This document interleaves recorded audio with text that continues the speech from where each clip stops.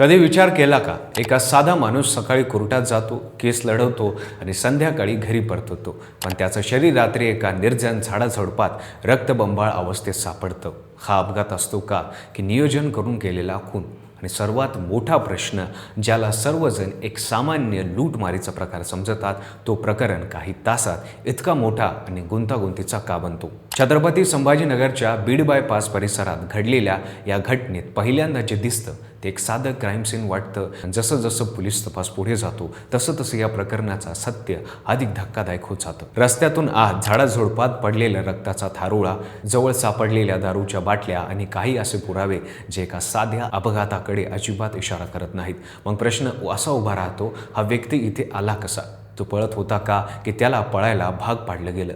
आणि जर ही लूटमारी होती तर हल्ला इतका क्रूर का झाला? या एका रात्रीत जे घडलं त्याने केवळ कुटुंब नाही तर संपूर्ण शहराला हादरून टाकलं आहे. आणि आता पोलीस तपासात हळूहळू एक एक थर उलगडत जात आहेत, पण खरी गोष्ट अजूनही पूर्ण समोर आलेली नाही.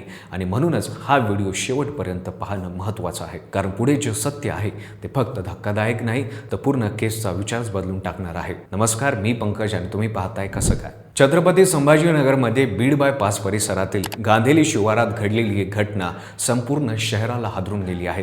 रात्रीच्या अंधारात एका निर्जन ठिकाणी रक्तबंबाळ अवस्थेत पडलेला एक व्यक्ती आढळतो आणि काही वेळात समोर येतं की तो व्यक्ती कोणताही सामान्य नागरिक नसून शहरातील एक प्रतिष्ठित वकील मिथुन भास्कर आहे. त्यांचं वय होते 45 वर्ष. बुधवारी रात्री सुमारे 11 वाजता ही घटना उघडकीस आली. सुरुवातीला ही घटना अपघात असल्याची शक्यता व्यक्त केली जात होती, मात्र घटनास्थळावरून परिस्थिती आणि पुढील पोलीस तपासानंतर ही एक हत्या असल्याचा संशय व्यक्त करण्यात आला आहे. घटनास्थळी गांधेली शिवारात झाडाझुडपात रक्ताच्या थारोळात पडलेल्या व्यक्तीची माहिती पोलिसांना मिळताच MIDC सिडको ठाण्याचे पोलीस निरीक्षक सोमनाथ जाधव, उपनिरीक्षक भारत पाचोळे आणि इतर कर्मचारी घटनास्थळी दाखल झाले. त्यानंतर जखमी अवस्थेत असलेल्या मिथुन भास्कर यांना तातडीने रुग्णालयात दाखल करण्यात आलं, मात्र उपचार सुरू होण्यापूर्वीच त्यांचा मृत्यू झाला होता. घटनास्थळी परिस्थिती पाहून सहाय्यक पोलीस आयुक्त मनोज पगारे, भागीरथी पगार तसेच गुन्हे शाखेचे निरीक्षक गजानन कल्याणकर यांनी घटनास्थळी भेट देऊन तपासाची दिशा ठरवली. घटनास्थळीच तपास करताना रस्त्यापासून सुमारे 150 मीटर आत झाडाझुडपात मोठ्या प्रमाणात रक्ताचे डाग आढळून आले. त्याच ठिकाणी दारूच्या बाटल्या, काही आक्षेपार्ह वस्तू आणि इतर संशयास्पद पुरावे देखील पोलिसांना सापडले. प्राथमिक अंदाजानुसार मिथुन यांच्यावर हल्ला झाल्यानंतर ते गंभीर अवस्थेत जीव वाचवण्यासाठी रस्त्याच्या दिशेने धावले असावेत, मात्र मोठ्या प्रमाणात रक्तस्राव झाल्यामुळे ते तिथेच कोसळले असावेत असा पोलिसांचा अंदाज आहे. मिथुन भास्कर हे व्यवसायाने वकील होते आणि मुंबई उच्च न्यायालयाच्या छत्रपती संभाजीनगर खंडपीठात ते प्रॅक्टिस करत होते. ते अत्यंत अभ्यासू आणि परिचित वकील म्हणून ओळखले जात होते. यासोबतच ते उत्तम क्रिकेटपटू म्हणूनही प्रसिद्ध होते. त्यांच्या मृत्यूची बातमी समजताच वकील क्षेत्रात तसेच त्यांच्या ओळखीच्या वर्तुळात मोठी हळहळ व्यक्त झाली. पोलीस तपास जसा जसा पुढे गेला तसे तसे या प्रकरणात धक्कादायक खुलासे समोर येऊ लागले. प्राथमिक तपासात हे स्पष्ट झालं की हत्या लूटमारीच्या प्रयत्नातून करण्यात आली आहे. या प्रकरणात मुख्य आरोपी म्हणून स्वतः तृतीयपंथी सांगणारा सादिक बशीर अन्सारी, वय 40 वर्षे याचे नाव समोर आले. त्याच्यासोबतच नाना सिंग हिरा सिंग जुनी, वय 30 वर्ष आणि एक अल्पवयीन साथीदार यांनाही पोलिसांनी ताब्यात घेतले असून एकूण 3 जणांचा हा गुन्ह्यात सहभाग असल्याचे निष्पन्न झाले आहे. तपासानुसार 15 एप्रिल रोजी मिथुन भास्कर हे न्यायालयातून बाहेर पडले होते, मात्र ते त्या दिवशी घरी पोहोचलेच नाही. त्याच दिवशी संध्याकाळी 7 वाजता त्यांच्या पत्नीशी शेवटचे बोलणे झाले होते.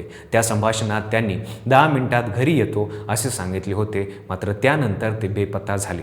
रात्री उशिरा कुटुंबियांनी शोध सुरू केला. त्यांच्या बहिणी मथुरा भास्कर, ज्या गुन्हे अन्वेषण विभागातील अधिकारी आहेत, त्या देखील तपासात सहभागी झाल्या. शोध घेत असताना रात्री सुमारे 10:30 वाजता गांधेली शिवारात त्यांची गाडी आढळून आली, मात्र सुरुवातीला तिथे पडलेल्या जखमी व्यक्ती हा त्याचा भाऊ मिथुन आहे हे त्यांच्या लक्षात आले नाही. पुढील तपासात पोलिसांना समजले की आरोपी सादिकने मिथुन यांना रस्त्यात अडवले आणि 50 मीटर आत झाडाझुडपात नेले. सुरुवातीला त्याने पैशाची मागणी केली आणि मिथुन यांनी 100 रुपये दिले, मात्र त्यानंतरही आरोपी इतर साथीदारांना बोलून घेतले आणि सर्वांनी मिळून त्यांच्यावर हल्ला केला. मिथुन यांनी विरोध केला असता सादिकने त्यांच्या मांडीवर चाकूने वार केला, ज्यामुळे त्यांच्या पायातील मुख्य धमनी कापली गेली आणि मोठ्या प्रमाणात रक्तस्राव झाला. या हल्ल्यानंतर मिथुन यांनी जीव वाचवण्यासाठी पळण्याचा प्रयत्न केला, मात्र मोठ्या जखमांमुळे ते खाली कोसळले. त्यानंतर आरोपींनी त्यांना रस्त्यावर फेकून दिले आणि प्रकार अपघात वाटावा असा प्रयत्न करून ते घटनास्थळावरून फरार झाले.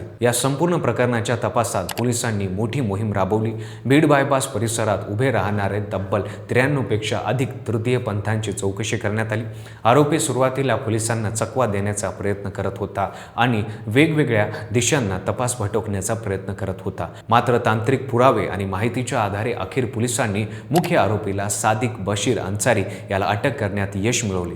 त्याच्यासोबत त्याचे साथीदार देखील ताब्यात घेण्यात आले. व्हिडिओ आवडला असेल तर लाईक करा, चॅनलवर नवीन असाल तर चॅनल सबस्क्राईब करा आणि बेल आयकॉनला दाबायला विसरू नका आणि पाहत राहा फक्त कसं काय.